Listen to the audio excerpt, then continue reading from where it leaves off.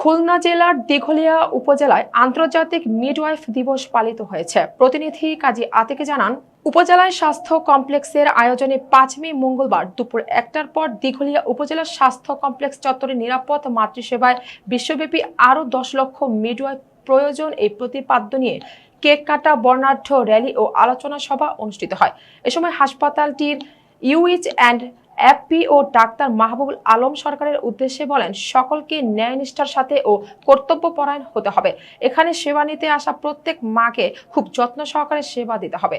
এছাড়াও অনুষ্ঠানে উপস্থিত ছিলেন আবাসিক মেডিকেল অফিসার কাজী হাসনাতুল তাসনিয়া ও নার্স ইনচার্জ জান্নাতুল আফরোজ, কর্তব্যরত মিডওয়াইফ তাসলিমা আক্তার, ত্রিবেণী মণ্ডল, জাকিয়া সুলতানা সহ নার্স মিরাজ, মুক্তা, মৌমিতা, অর্পণা, তপসী সহ আরো অনেকে। সম্মান জানানোর জন্য বিশ্বব্যাপী এই দিবসটি পালন করা হয়। আমরা মাতৃমৃত্যু, শিশু মৃত্যু কমানোর লক্ষ্যে কাজ করে থাকি। মিডওয়াইফরা সন্তান জন্মদানের আগে থেকে, কনসেপশন থেকে শুরু করে বাচ্চা হওয়ার পরেও, প্রসব পরবর্তী সময়ের জন্য আমরা কাজ করে থাকি।